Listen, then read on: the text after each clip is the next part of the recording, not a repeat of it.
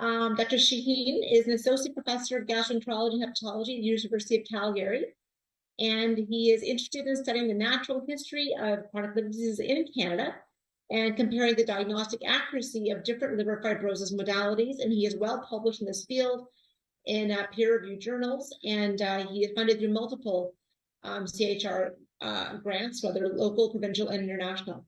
So Dr. Shaheen, welcome tonight. Thank you so much for inviting me, and special thanks to Michael Bittel and Giaris Vistiani and Mark Swain for leading this work. It is very important. So today I'm going to talk to you about the risk stratification of fibrosis among non-alcoholic fatty liver disease patients in primary care. And this work has been done in Calgary, Alberta for the last 5 years. Next slide. These are my disclosures. Next slide. So the objectives from my talk today is to assess the burden of NAFLD in the Canadian population and the need for a clinical care pathway that we identified 5 years ago, and evaluating the effectiveness of the Calgary NAFLD clinical care pathway. Next slide. So it's kind of basic after the great talks we had today in the first session and with Dr. Isaac before me.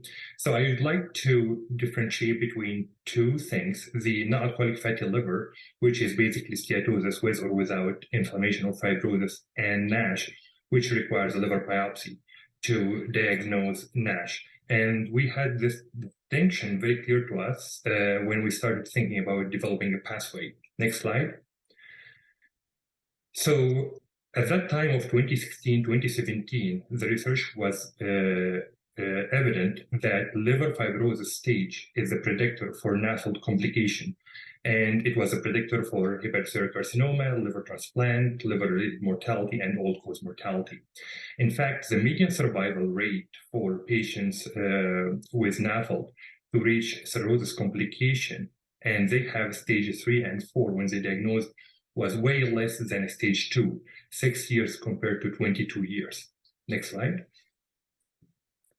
This is a nice study which was published 4 years ago about the burden of NAFLD and NASH in the US population. So roughly 1/3 of the Americans have NAFLD, and it's around 100 million.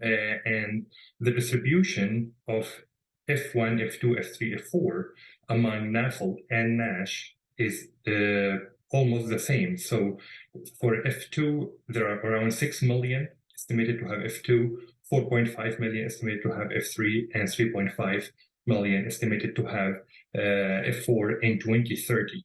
When we compare these numbers to 2015, there is a significant increase of the patients with significant or advanced fibrosis in the American population. Next slide.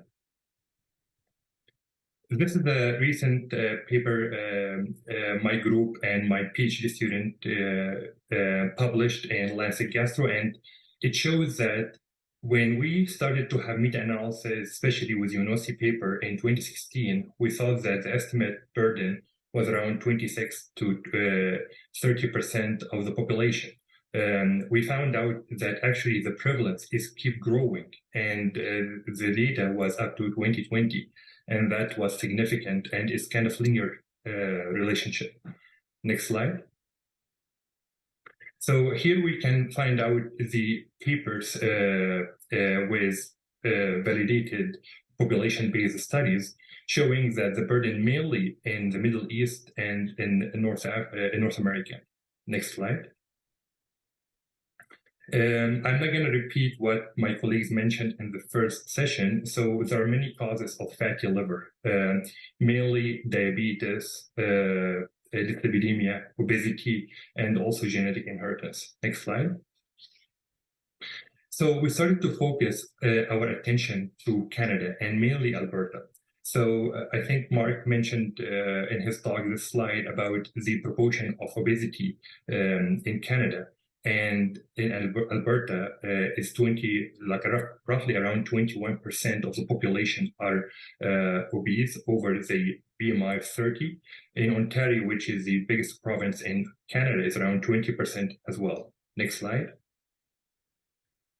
So this data is 2 months old from the diabetes.ca Canadian estimates of the patients with diabetes, and this is a study of prediction between 2022 to 2032.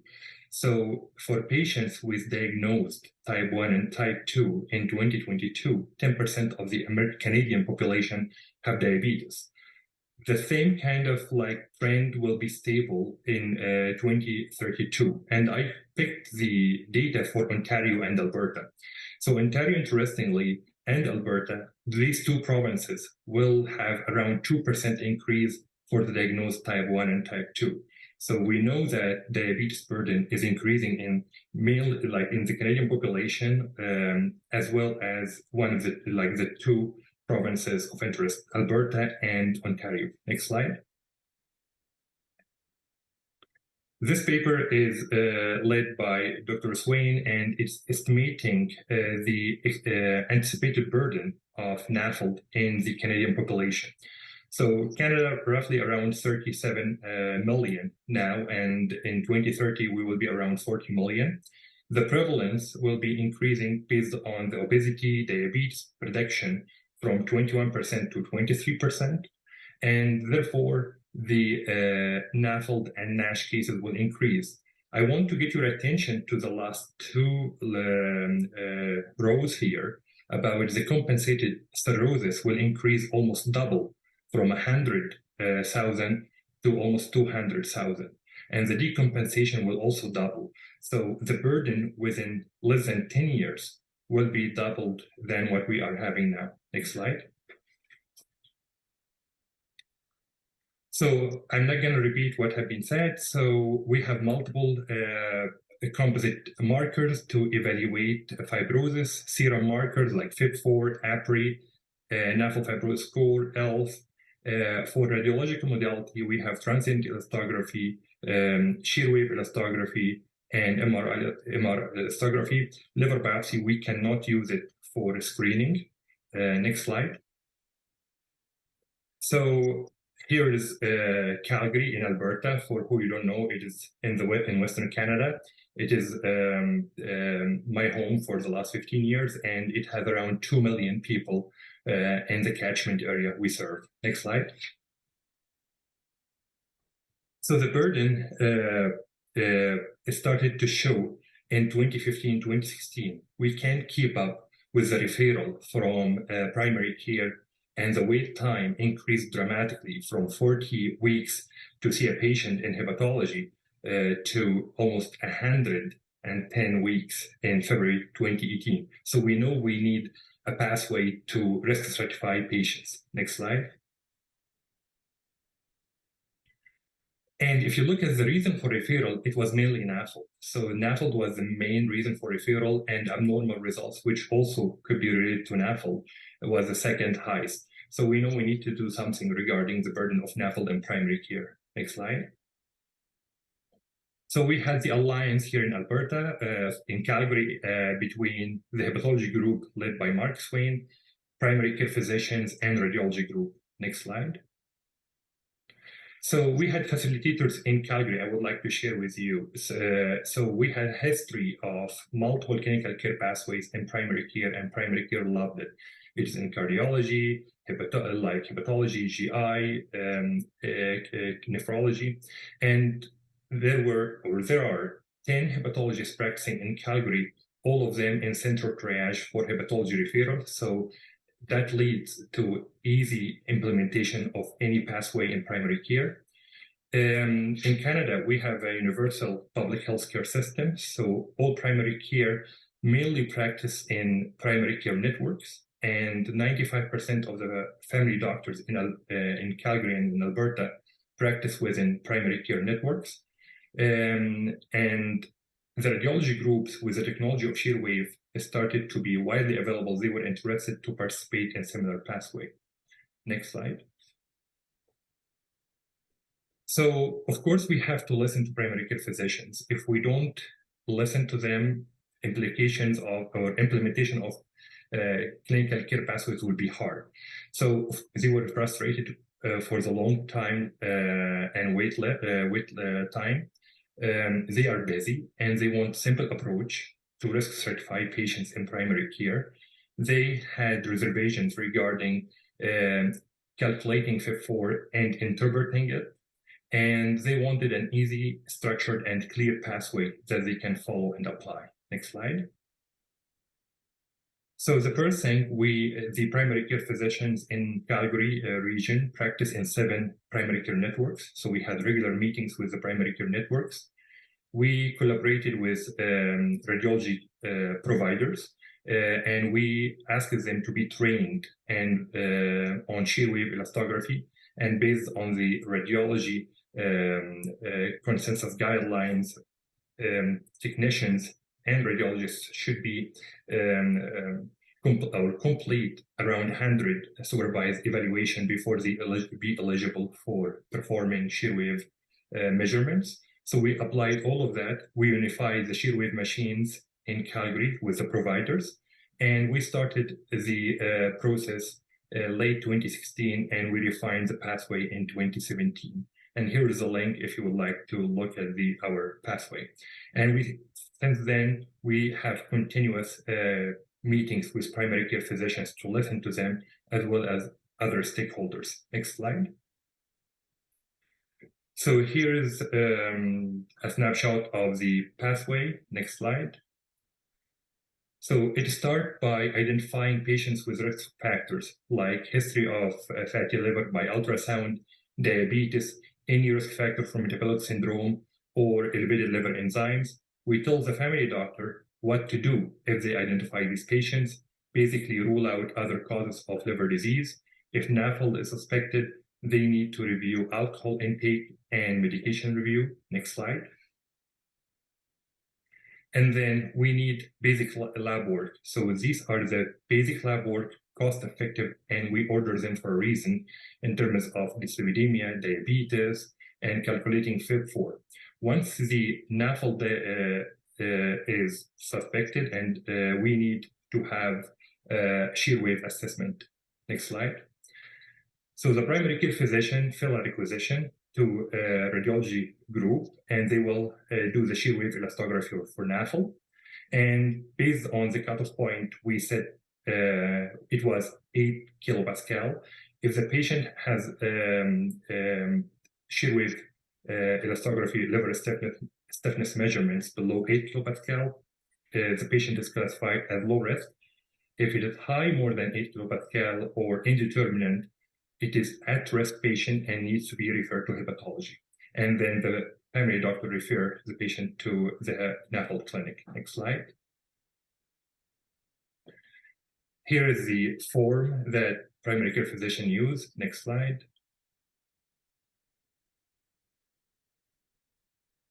Next slide. So this is kind of like the snapshot for what we have now. Around 12,000 we stratified in Calgary. 88% were stratified as low risk, 4.3% inconclusive, and 7% were high risk. So we saw the inconclusive and high risk. Next slide. Here is the impact of the NAFLD pathway on the referral. It went down, and we started to see in general hepatology clinic patients who need to be seen urgently. Next slide. And we had 84% reduction of the wait list for the Calgary region. So that's very good for hepatologists and primary care physicians. Next slide. And this is showing that the NAFLD pathway was the most downloadable or liked pathway by primary care physician. So the first one was the NAFLD, second one was irritable bowel syndrome, and the third one was heart failure. Next slide. This is a cost-effective study we had done showing that using FIB4 and shear wave is cost-effective in risk stratifying F3 fibrosis. And in fact, for F2 fibrosis, using shear wave alone can risk stratify 84% of the patients accurately. Next slide. These are the guidelines recently, like 2 years ago. Sorry, no, this is the slide, the next one, but this one is about the North London pathway to risk stratify patients based on FIB4. Next slide. And here are the American endorsed guidelines of how to risk stratify based on FIB4 and then liver stiffness measurement by transient elastography or any other tool to risk stratify patients in primary care. Next slide. So if you start with FIB4, you only find around 70% of eligible GP in North London use the pathway. GP, based on the publication at that time, were hesitant to calculate and interpreted FIB4, and 30% have FIB4 more than 1.3, and they need to be referred and assessed by another tool. They used ELF. We don't have ELF available in Canada, and only validated in patients with elevated liver enzymes. And recently, there are doubts about FIB4 performance among young people. Next slide. For the next few slides, I'm not going to repeat what had been mentioned before. This is our message to patients and primary care physicians about weight loss, exercise. Next slide. Using a statin for dyslipidemia, it's okay to use a statin if needed. Optimize diabetes control, recommending drugs like GLP-1s and treating hypertension. Next slide. And guidance about alcohol intake, coffee consumption, and immunization. Next slide. The next 3 slides are important. So these are the independent predictor of shear wave elastography, more than 8 kilopascal. We found out obesity, diabetes, and hypertension are more important compared to just elevated liver enzyme. Next slide. Just over time, okay? Okay. So the NAFLD patients with normal ALT, they have similar risk of shear wave elastography, whether they have normal liver enzyme or elevated liver enzyme. Next slide. Next slide. Here's an interesting finding. Although obese patients, morbidly obese, BMI over 40, have similar measurements of transient elastography in our clinic, they have lower stages of fibrosis, and we are validating now these results. Next slide. This is the performance for our pathway in different groups. So the risk of more having elevated FIB4 shear wave elastography, whether 7 kilopascal or 8 kilopascal, is higher among patients older than 50 and patients with diabetes. Next slide. So my take-home messages would be models of care to risk stratify patients are needed. Challenges still remain for risk stratification among patients with morbid obesity, patients with normal liver enzymes at risk of fibrosis similar to patients with elevated liver enzymes, and risk of fibrosis is higher among patients with diabetes. Thank you for inviting me. Wonderful. Thank you for that very thorough, interesting discussion. And I love hearing about your pathway. I think that's a great way to somehow control the voluminous number of referrals that come into hepatology for this epidemic problem. One question I had for you is I couldn't really see the dates, but how do you think the pandemic affected the referral pattern? That's excellent. So from March 2020 till September 2020, we had a drop of the referral rates. Before the pandemic, we usually risk stratify in primary care around 200 patients. We started to get around 180 patients per month by the end of 2020. That's because the radiology centers were open by the end of 2020, as well as primary care physicians were keen. Okay, thank you. Thank you.